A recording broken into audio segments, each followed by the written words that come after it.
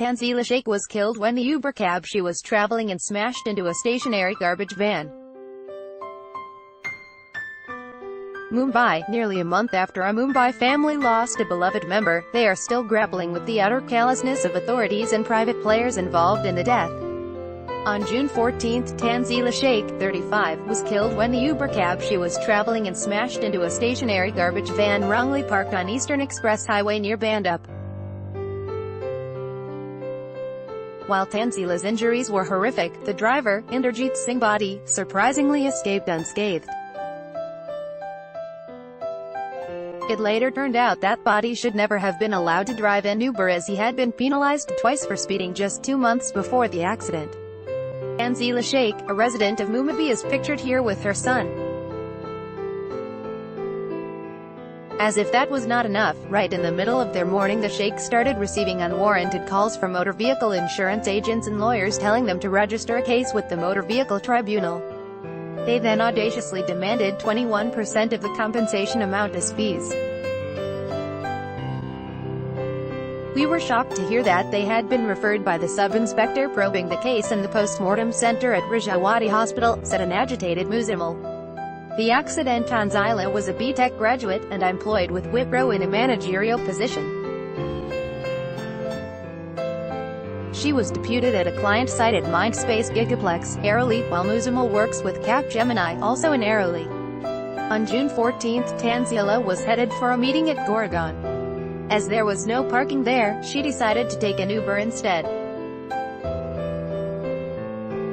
The cab had crashed into a garbage truck which was standing to the side. I spoke to her over the phone to check if she would be returning to Airoli or going straight home. She said she would let me know in a while. Those were her last words to me. An hour later I got a call about the accident. We were to pick up our son from the daycare center and go eat shopping. Our world had shattered, said Muzammil, close to tears. My son still dials his mother's number hoping she will pick it up. We have not told him yet that she is no more, he said.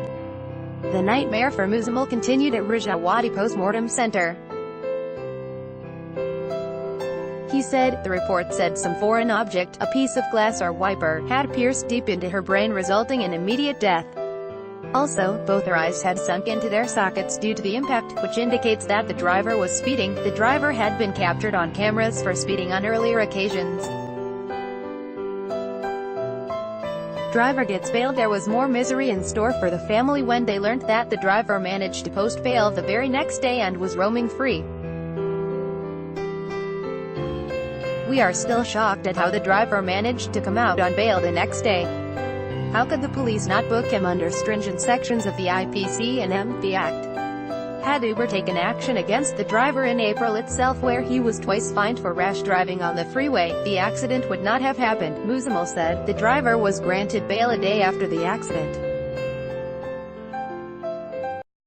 When Muzammil went through Tanzila's phone later, he discovered that Uber had debited 568 rupees and 10 paise from her PAYTM account despite the journey never having been completed.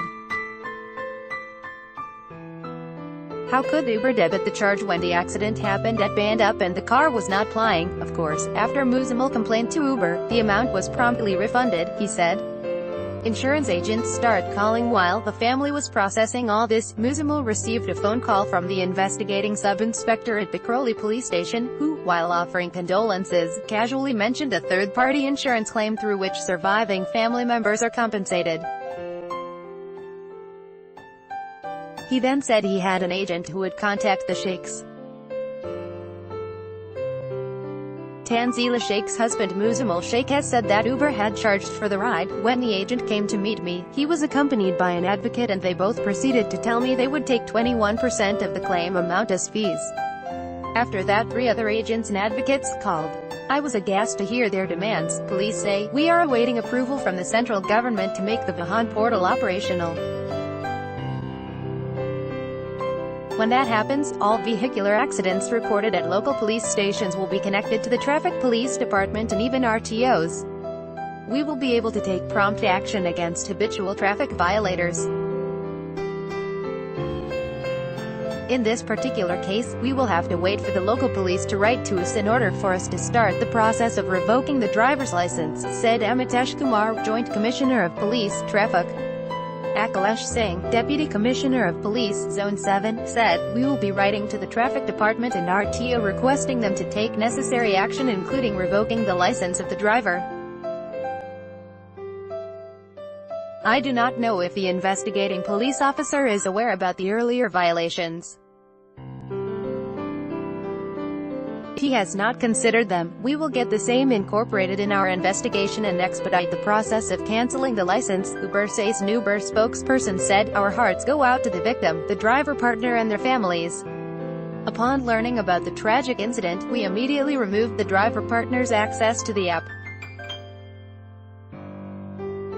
While the police have been able to swiftly conduct the investigation into the accident, we continue to stand ready to extend support to the police investigation in every way possible." Supreme Court's by on Tuesday, the Supreme Court had come down heavily on the practice of some lawyers demanding a percentage of the claim amount awarded to clients as professional fees.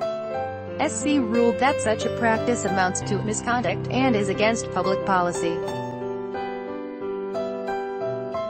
The apex court even called on the government to bring about legislative changes to check such violation by lawyers. The driver says Inderjeet Singh Badi, 59, told Midday over the phone, "That day, the woman, Tanzila, boarded my cab at 1:55 p.m. and was sitting in the back seat on the left." Singh claims as he was taking a turn at Bandup, he felt someone hit him on his head from behind.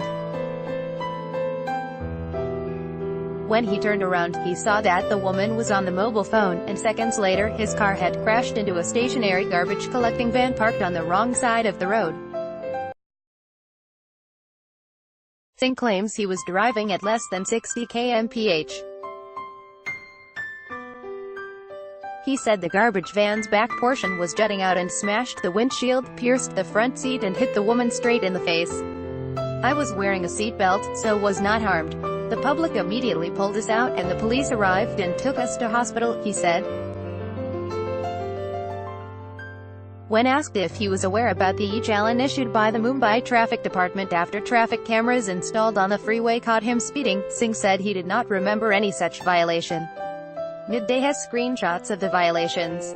He insisted, "The past 3 months, I have been driving a car that has an inbuilt speed governor.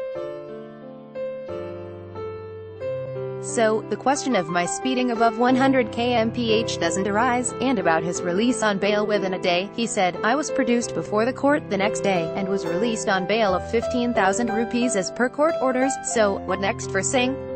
"This is my first ever accident in 3 decades of driving. I am completely shaken. I don't think I will ever drive again," Transport Commissioner says. A message from the Transport Commissioner's office said, "There is a procedure the police need to follow. They have to write to us intimating us about the accident. Also, there are certain offenses under the Motor Vehicle Act which call for immediate action such as suspension or cancellation of license." The RTO concerned might have got the police memo. They will find out the exact violation, on the basis of which action will be initiated against the driver. Except for the headline, this story has not been edited by NDTV staff and is published from a syndicated feed.